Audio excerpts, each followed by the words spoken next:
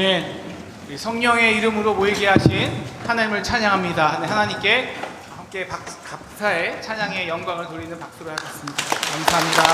감사합니다. 오늘은 성령 강림 주일입니다.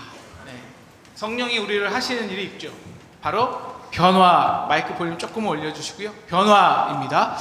하나님께서 오늘 저와 여러분에게 나타나셔갖고요. 오늘 예수님처럼 성조야, 너 뭐가 변화되기 원하냐? 라고 우리 각자에게 물어보실 때 무엇을 대답하시겠습니까? 하나님, 우리 남편 좀 변화되게 도와주세요. 아내 좀 변화되게 도와주세요. 오늘 하나님이 동일하게 사울도 찾아오시는데요. 정답이 있습니다. 사울아, 성조야, 너 뭐가 변화되기 원하니? 정답은요, 바로 주님, 저를 무너지게 하옵소서 입니다.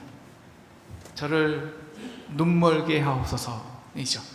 여러분, 제가 옛날에 좋아했던 프로그램인데요, 익스트림 메이크오버라는 프로그램이 있어요. 어려운 사람들 집을 완전히 부시고 일주일 안에 싹 바꿔주는 프로그램입니다. 한번 영상 좀 보시겠어요?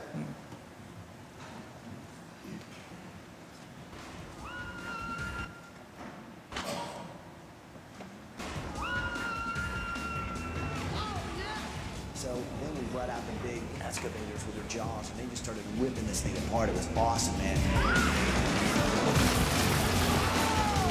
What is that right there? There goes the back horse!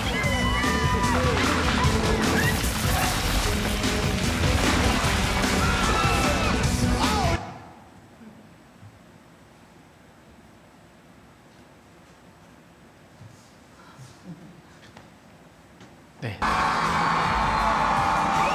새로 다 집을 짓고 이제 버스가 딱 쉬면 새 집에 모입니다.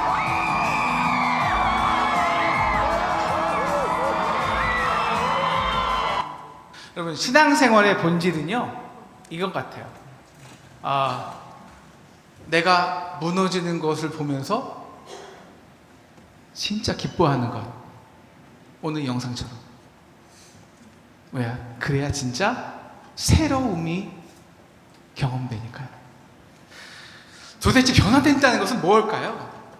성경에서 가장 드라마틱하게 변화된 익스트림 체인지가 있죠. 바울이죠. 사울이죠. 그는 예수를 전하는 사람, 성도를 죽이기에 혈안이 된 사람입니다. 그런데 갑자기 예수를 전하기 위해 자기의 목숨도 죽이는 것을 아깝지 않게 하는 사람이 됩니다. 무엇이 사도 바울을 변하게 했을까요? 혹자는 놀라운 경험 때문에, 신비한 경험 때문이라고 합니다. 아니면 그가 원래 확신과 열정적인 사람이었기 때문이라고 말합니다. 오늘 2절은 회심하기 전에 바울의 모습이 나타납니다. 그죠? 그는 남녀를 지금도 공문을, 대제사장 공문을 받아다가 예수 믿는 사람을 죽이려고 담메색 회당에 가는 중이었죠. 그래서 2절 보시면 살기가 등등했다라고 나옵니다. 여러분, 이 모습에서 사도 바울의 열정과 확신이 느껴지십니까? 어떻게 그는 이 사람을 죽이는 거에 의해서, 그렇게 공부를 많이 배운 학자가 사람을 죽이는 데에 대한 이 정도로 확신과 열정이 있을 수 있었을까요? 그는 어려서부터 이 하나님이 주신 율법에 대한 탁월성과 위대성을 공부했습니다. 바리새인 중에 바리새인이었고 가말리아 문화의 최고 학생이었습니다. 율법은 오직 하나님 한 분을 사랑하는 것이고, 그 방법은 그가 주신 계명을 완벽히 지키는 데 있었습니다. 그런데 이 율법을 방해하고 무너뜨리는 사람이 있었으니 그는 바로 하나님의 아들이라고 자칭하는 예수입니다. 예수는 율법이 아닌 하나님의 은혜와 용서가 하나님을 사랑하는 방식이라고 설교를 하며 사람을 끌어모읍니다. 그래서 율법도 한 번도 읽어보지도 못하고 율법을 지켜본 적이 없는 길거리 여인이나 세리조차 하나님의 자녀라고 사랑하고 축복을 합니다. 그럼 도대체 누가 율법을 지키겠습니까? 누가 거룩한 행동을 하겠습니까? 누가 예배를 하겠습니까? 율법이 무너지죠.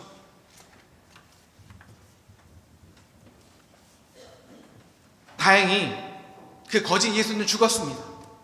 근데 문제가 생겼어요. 그 예수가 살아있다고 또 거짓 말을 양산하는 예수교 성도 때문에 다시 율법이 무너지고 하나님의 거룩한 이름이 모독당하는 것입니다. 사도 바울은 이것을 참을 수 없었죠.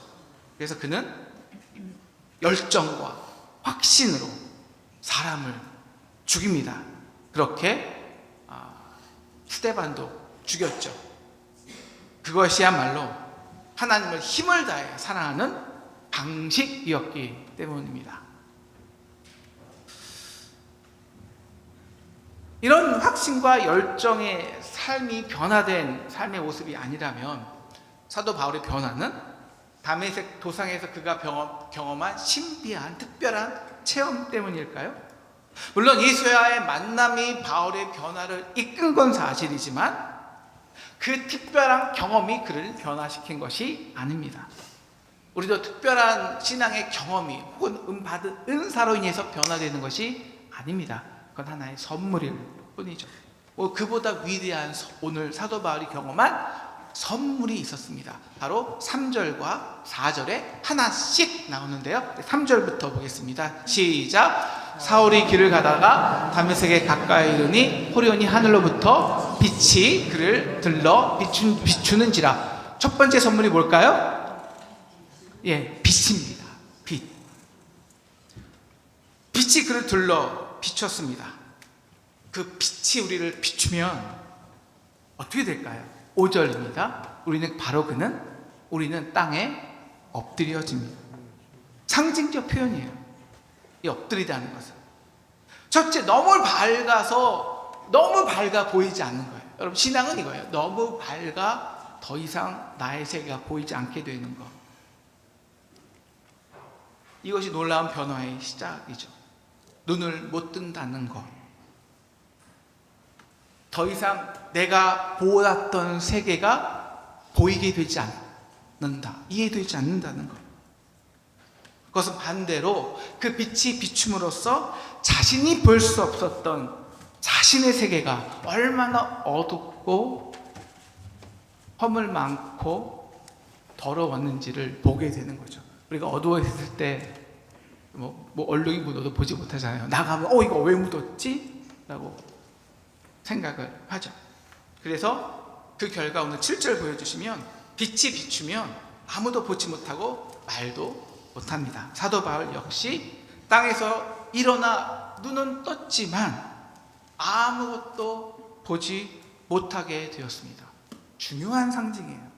눈은 떴지만 더 이상 내가 이해하던 세계, 내가 당연히 여기던 세계가 더 이상 당연하지 않고 이해되지 않습니다. 이것이 빛이시죠.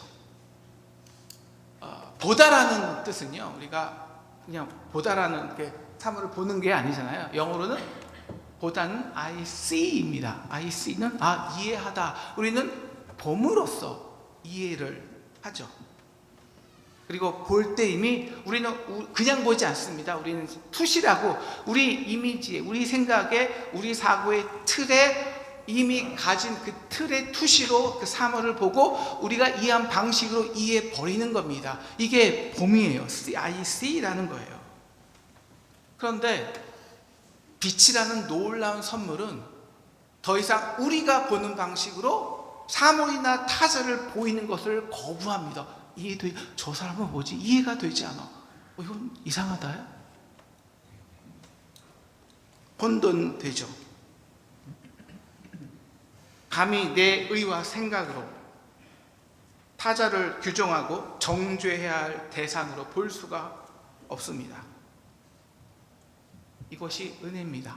언제나 이 빛은 성경에서 도저히 나로서는 이해가 안 되는 하나님의 그 놀라운 사랑이 우리에게 임할 때 경험하는 빛입니다. 그래서 우리는 그 사랑 은혜를 Amazing Grace라고 하죠. Amazing, 놀라게 하는. 그런데 그 은혜는 우리를 눈은 떴지만 보게 되지 볼 수 없게 합니다. 더 이상 나의 세계가 이해되지 않죠. 아프죠. 그런데요, 그래서 이 첫 번째 선물로 인해서, 이 첫 번째 선물, 빛의 선물로 인해서 우리에게 주시는 두 번째 더 진짜 선물이 있는데, 그게 뭘까요? 우리 4절 보여주시겠어요? 4절. 땅에 엎드려져서 뭐 했다고요? 드러미에 어떤 걸? 소리를. 바로 소리입니다. 두 번째 소리입니다.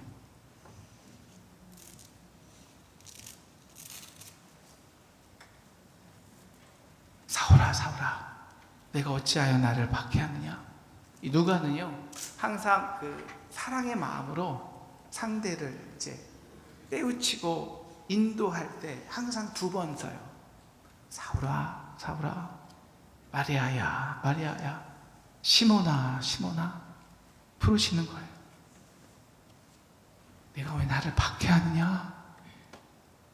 여러분, 하나님이 과연 처음 이 소리를 들려주셨을까요? 아닐 거예요. 수많이 그의 마음 가운데 이 소리가 들렸을 거예요. 근데 들을 수 없었죠. 왜? 내 소리가 가득하니까. 나는 내가 보는 방치만 보니까. 그래서 우리는 소리에 집중 안 해요. 내가 보는 거에 집중하지. 그런 자가 당연히 소리가 보이지가 않으니까 뭐에 민감하게 된다? 듣는 것에 민감하게 됩니다. 근데 오히려 그 들음이 우리를 더 혼돈으로 빠뜨리죠. 5절 보시면 주님 누구십니까? 두려워하고 혼돈합니다. 예수가 죽어야 됐어요. 그의 세계에서는. 그래야 율법의 세계를 거뜬히시킬 수 있어요. 그 부활을 빙자해서 예수의 거짓 사랑과 용서를 전하는 자들이 죽어야 죽여야 했는데 그 근거가 딱 사라진 거예요. 왜? 그 예수가 살아서 나에게 말씀을 하고 있다니까요. 내가 듣는다니까요, 지금. 하나님, 나는 하나님을 너무 사랑해서 한 것인데 나를 박해하다니요. 그 혼돈과 무너짐을 적나라하게 보여주는 것이 9절입니다. 사흘 동안 보지도 못하고 먹지도 못하고 마시지도 못하니라. 여러분, 이게 은혜가 우리에게 행하는 거예요. 진짜 은혜가 우리에게 임할 때, 빛이 임할 때.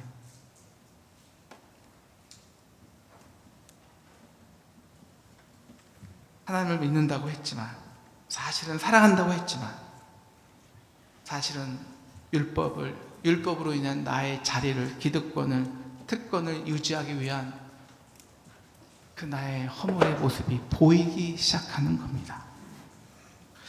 이 성경에서 이 사도 바울의 변화, 빛으로 인한 변화를 가장 극명하게 보여줬던 소설이 있어요. 그 빅토르 위고는 이 레미제라블을 쓸 때 바로 로마서의 기초를 가지고 썼는데요.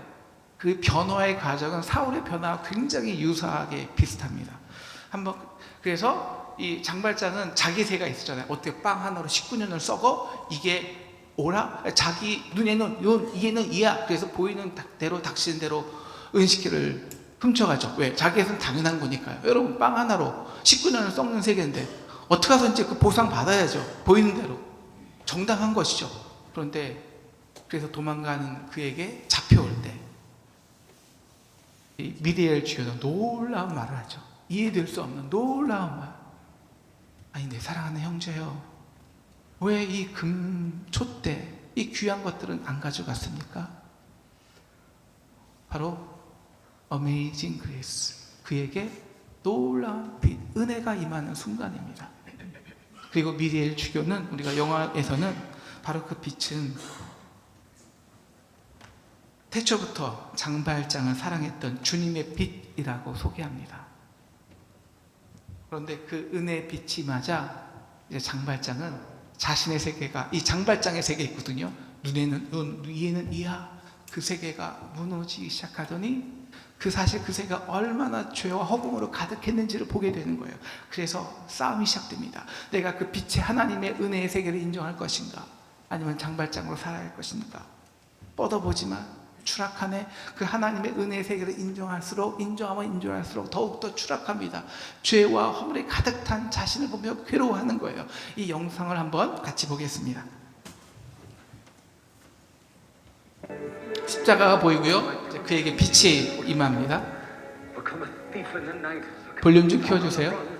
Have I fallen so far and is the hour so late that nothing remains but the cry of my hate, the cries in the dark that nobody hears, here where I stand at the turning of the years. If there's another way to go, I missed it 20 long years ago. My life was a war that could never be won. They gave me a number and they murdered Valjean when they chained me and left me for dead, just for stealing a mouthful of bread. 자기 세계의 정당성을 말하는 거죠. 볼륨 좀 더 키워주세요.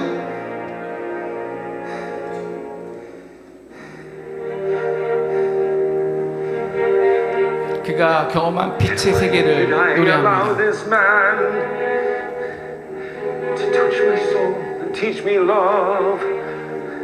He treated me like any other. He gave me his trust. He called me brother. My life he claims for God above. 이해할 수 없는 전혀 다른 세계죠. Things be, for I had come to hate the world. This world that always hated me. Take an eye for an eye. Turn your heart into stone. 다시 자기 세계의 정당성을 말하는 겁니다. 아니 그래도 난 옳았어.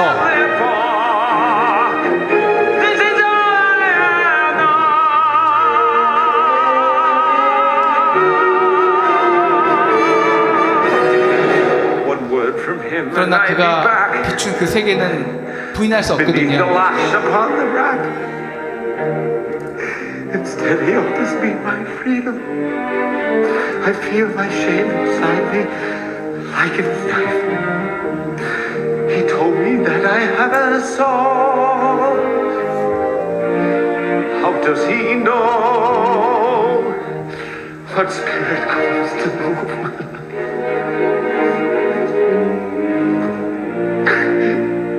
Is there another way to go? 절정에 이르죠. 뻗어보지만 추락하네.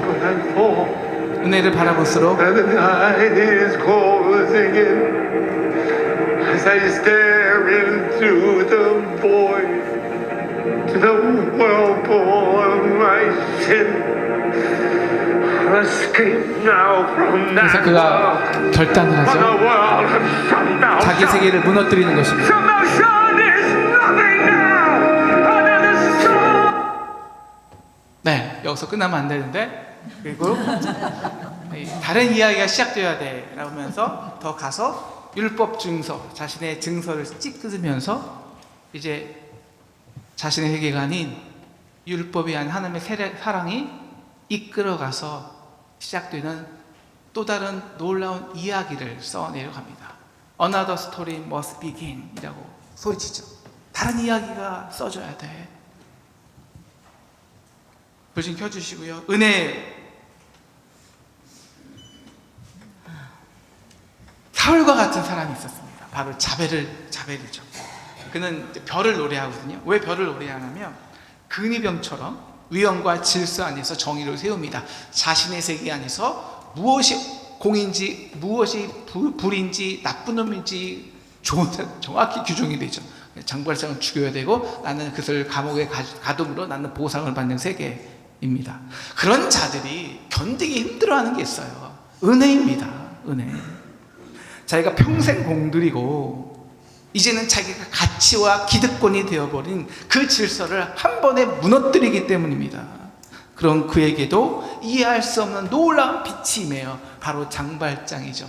장발장이 하나님의 사랑을 인정하고 그 사랑에 이끌려 그 사랑을 흘릴 때 그 흘림이 자기를 죽이려던 자베르에게도 임합니다. 그래서 자베르를 오히려 살려주고 용서해 주죠. 장발장으로부터 놀라운 구원의 빛이 자신에게 임하는 겁니다. 바로 그럴 때 자신의 별의 세계가 새까맣게 변해요. 자, 두 번째, 자베르의 회심은 아니죠. 빛이 임하는 장면입니다. 보여주세요.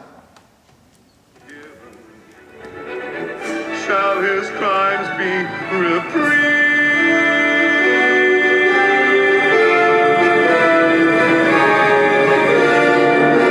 And must I now begin to doubt? Who never doubted all these years?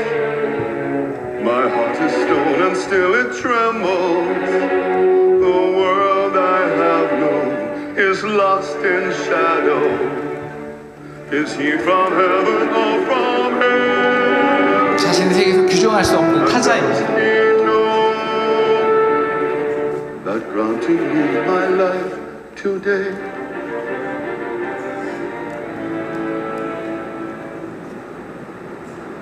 this man has killed me. Even so. 똑같은 절정이 되죠.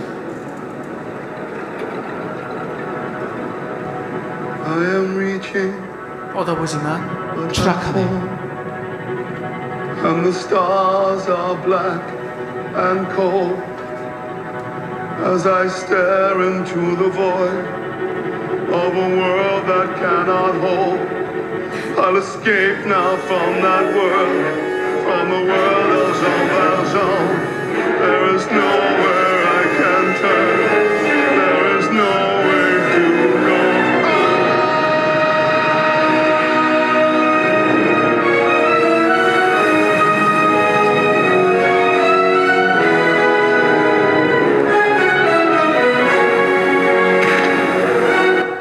네. 뻗어보지만 추락합니다. 장발장의 그 경험한 은혜의 빛을 인정하는 순간, 뻗어보려는 순간, 오히려 그렇게 의롭게 살아왔다는 자신의 세계가 깜깜한 어둠, 오만과 독선이 가득한 어둠이었다는 것을 인정합니다. 그래서 나아가고 싶지만 나아갈 수가 없고 되도록 할 수도 없습니다. 왜? 이미 자신의 세계는 무너졌기에. 회심은 이 선택입니다. 빛을 받아들일 건가? 그래서 자신의 무너지는 세계를 기뻐할 수 있는가? 무너지지 않으면, 예수와 십자가에 못 박혀 죽지 않으면 절대 부활은 경험될 수 없습니다. 기독교의 변화는 죽음을 통해서만 경험하는 거예요. 그래서 바울은 이렇게 말하죠. 나는 매일 죽노라. 나의 세계를 그 은혜로 무너뜨리고 이제는 듣는 자가 되어 순종하는 자가 되어 성령이 이끄시는 삶을 살 때 나도 모르게 놀라운 이야기가 써 내려가는 겁니다. 그래서 이제부터 장발장이나 사도 바울이 집중하는 것이 있습니다. 바로 듣는 세계입니다. 소리입니다. 내 안에 꽉 찼던 내 생각, 내 소리, 내 음성, 나의 계산 다 내려놓을 때 그때 비로소 들리지 않던 소리가 들립니다. 하나님의 사랑하는 소리죠. 6절 시내로 내려가라. 내가 행할 것은 내게 이를 자가 있느니라. 순종합니다. 그렇게 맨 처음에는 성도를 죽이기 위해 살기 등등하게 다메섹으로 갔던 이가 이제는 8절을 보면 어찌할 수 없이 사람의 소리에, 사람의 손에 이끌려서 다메섹으로 들어갑니다. 먹지도 마시지도 못한 채. 그런데 그게 놀라운 축복이에요. 왜? 들을 수 있기 때문입니다. 그래서 그가 하는 것이 있습니다. 그렇기 때문에 그가 온전히 하는 것이 있습니다. 11절입니다. 바로 기도 중이라. 기도하는 것입니다. 할 수 있는 것이란 기도뿐이 없습니다. 주여 어디로 가야 합니까? 변화받았지만 회심했지만 그래도 혼돈입니다. 어디로 가야 할지 모릅니다. 바로 그때이죠. 그럼 말씀을 받는다는 것, 소리로 인도함, 말씀으로 인도함 받는다는 것이 구체적으로 무엇일까요? 그냥 막 기도하면 음성이 들리는 걸까요? 물론 그럴 때도 있습니다. 그러나 대부분의 상황은 하나님께서 또한 말씀을 순종하는 사람들을 우리에게 붙여주십니다.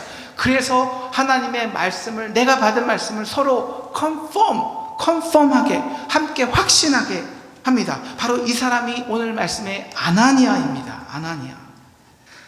12절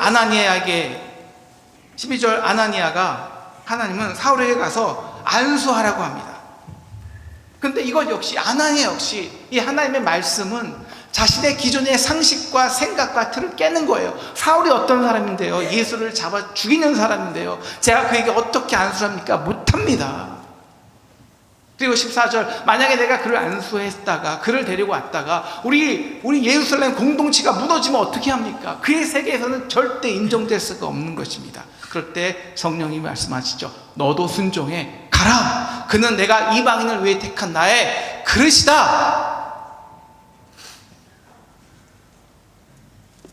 바로 말씀으로 인도함을 받는다는 것은 같이 말씀으로 순종하는 사람들에 통해서, 그렇게 믿음의 공동체 안에서 그렇게 말씀으로 순종하는 사람들로 인해서 함께 경험되어지는 것입니다.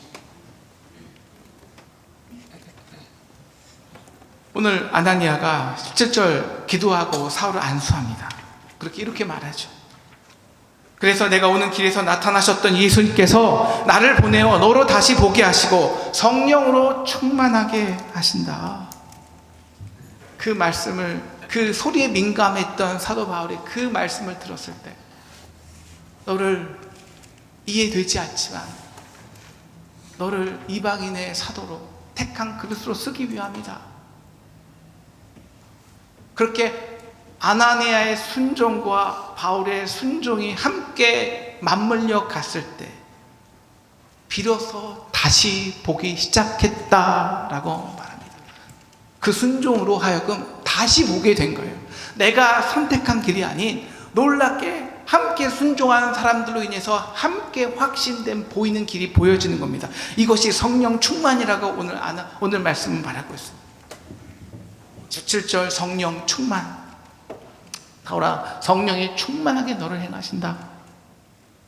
이제 성령으로 이끌어가는 진정한 변화의 삶을 시작하는 겁니다. 진정한 변화는요, 변화는 혼자 되는 것이 아닙니다. 반드시 함께 됩니다. 이거는 꼭 우리 기독교의 변화만이 아니라요, 세상 학문에서도 심리학이나 철학이나 교육학이나 여성의 변화나 인간이 하는 변화의 성장이나 수많은 변화에 대한 책들이 있는데 모든 책들이 동일하게 말하는 것이 있어요. 그 처음의 과정은 그 사회적인 모든 사람들에 의해서 규정된 나로 하여금 그가 이제 나의 주체성, 진짜 내가 결단하고 내가 확신한 나의 세계를 구축하는 게 두 번째 단계입니다. 그런데 세 번째 단계는 그 나의 세계가 깨져야 돼요, 반드시. 그래서 나와 다른 세계가 있음을 확신하고 그 역설 속에서도 무엇이 진리인지를 함께 고민하며 나가는 것, 이것이 모든 철학이나 역사나 심리학이나 모든 인간의 성장 과정에 동일하게 하는 공통점이에요. 함께 순종하는 자들이 함께 경험될 때 경험하는 것이 변화입니다. 여러분, 처음에는요, 성도들이 모여서 자기 생각, 내 믿음, 거기에만 집중하고 고집했습니다. 왜? 그게 다였으니까요. 자기가 하는 게 전부였으니까. 그러면 이거 어떻게 해요? 싸우죠. 충돌이 일어나죠. 이게 이 레미자르 영어에서는 벽이에요. 벽. 바리케이트, 서로의 담이에요. 내가 오라 싸우는 거예요. 그런데 은혜라는 놀라운 빛이 임하자 모두가 무너집니다. 더 이상 무엇이 옳은지 무엇이 그른지를 몰라요. 그래서 어쩔 수 없이 말씀만 듣는 자가 돼요. 좀 우리 대화할 때 그랬죠. 야, 이제 좀 들어봐. 네 생각만 얘기하지 말고 좀 들어봐.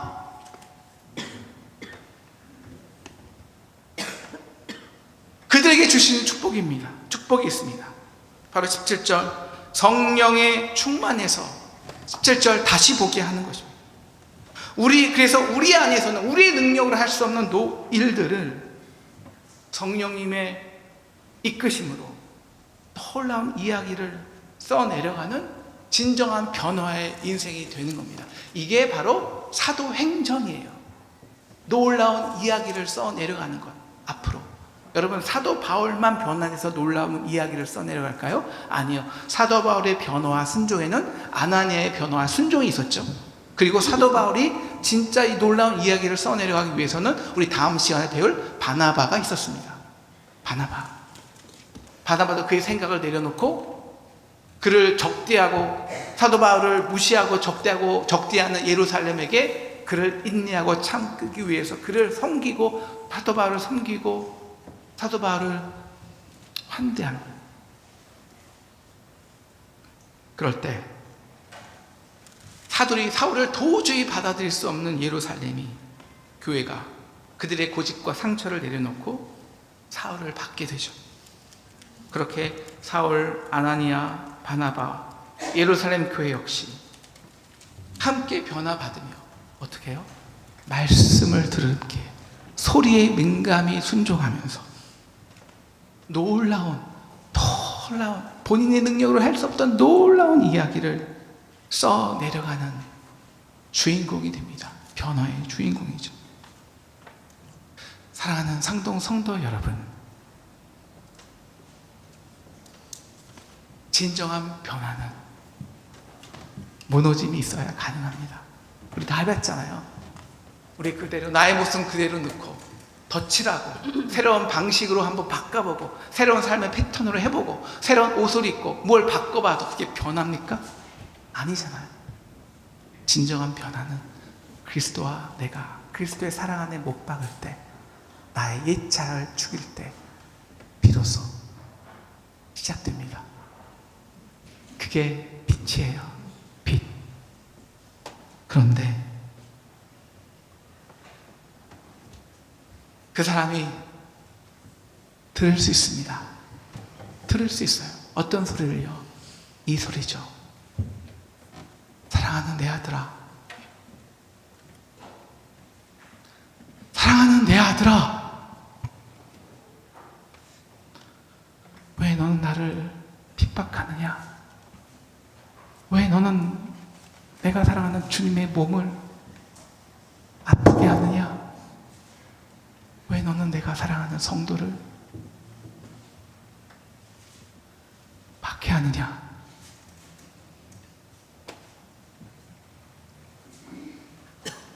그렇게 완전히 무너지고 깨진 사람만이 하나님의 말씀이 들립니다. 소리에 민감해집니다. 열심히 자라나고 확신과 자기 열정으로 자신의 세계를 자랑하던 사람이 엎드려집니다. 기도하기 시작합니다. 그리고 그런 사람들에게 함께 순종하는 사람들이 붙습니다. 모입니다. 그렇게 교회가 됩니다.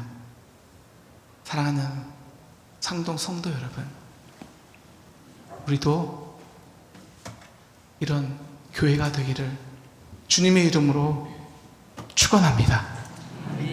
은혜의 빛으로 자신의 세계, 생각, 믿음을 내려놓게 되기를 주님의 이름으로 축원합니다. 그래서 오직 하나님의 말씀만 의지하고 그리스도의 은혜로 사는 놀라운 축복의 삶을 살게 되기를 축원합니다.